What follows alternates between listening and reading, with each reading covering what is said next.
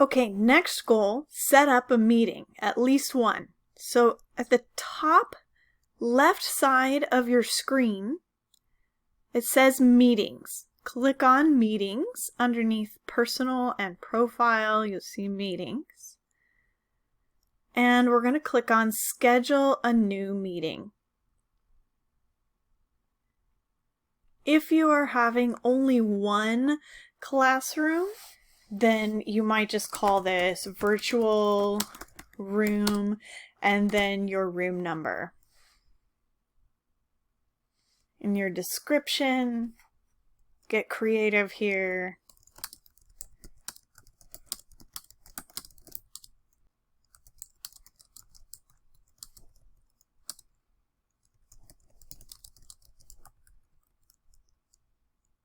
Okay, now down here,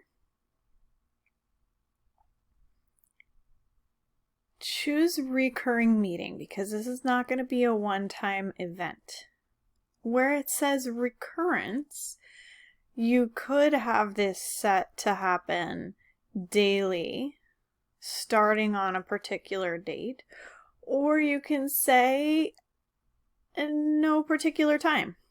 I would recommend no particular time, especially if you are using this as your virtual classroom.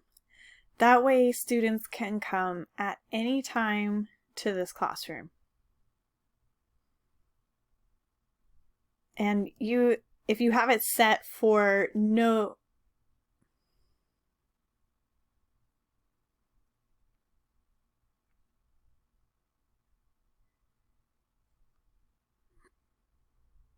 this will keep your calendar from being filled up with Zoom meetings labeled as your classroom.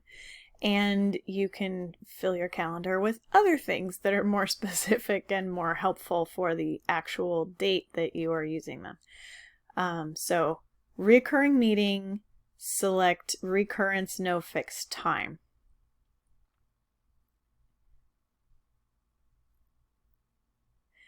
And you can make your own choices here. Do you want to have it automatically start with the host video on?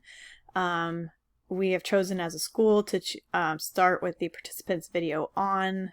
I do believe that the students also have to choose to start with their video on. I believe this means both parties have to consent in order for their video to actually start on, or they will have to toggle it on each time that they join. But this will enable them to potentially enable that setting. Okay, meeting options here. Enable join before host. I do not recommend that with middle schoolers. Having a bunch of middle schoolers hanging out without you, especially if you have this set to a no fixed time meeting, would be a very bad idea. So do not check that one. Mute participants upon entry. If you would like to pre-assign your students to breakout rooms, you can choose this. You can either create rooms right now and add the rooms this way, or the easier way would be to put your students in groups in a CSV document and then go ahead and upload the CSV document that way.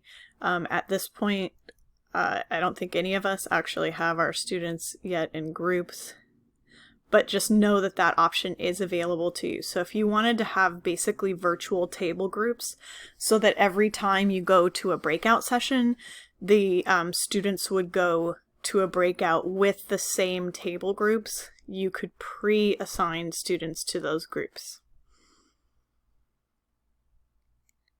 And if you want to record every meeting automatically, you could set them to record automatically on the local computer. Remember, if you are recording, to consider student privacy. And we will talk about that on the upcoming slides.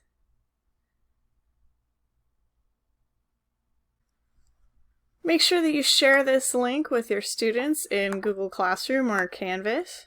Oh, I'm having fun getting this link. Hi.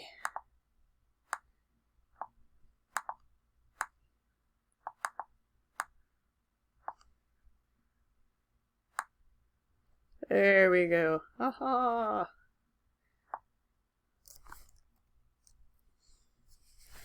Okay, so copy that and paste it into your Google Classroom, paste it into your Canvas, paste it into an email for students.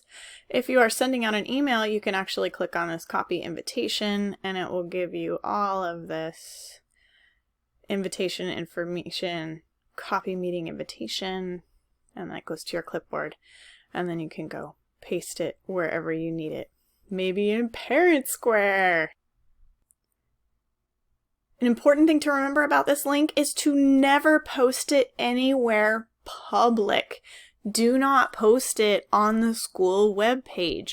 Do not post it on social media.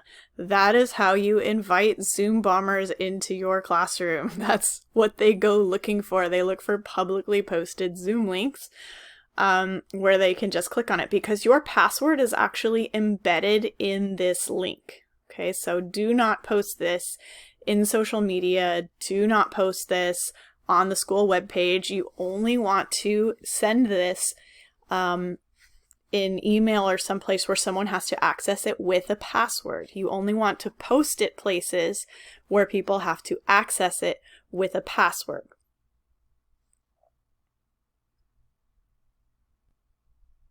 Once you've invited people to this meeting, you can just click on Meetings,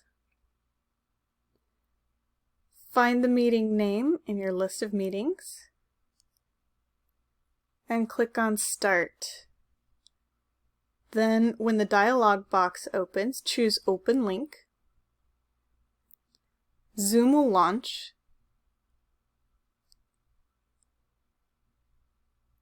and you can start your meeting.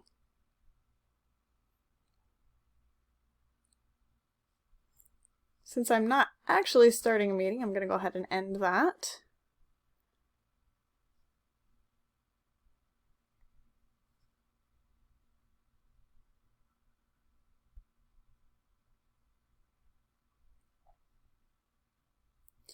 And if you're using more than one link, now would be a good time to come back to the meetings and schedule a new meeting for your next period.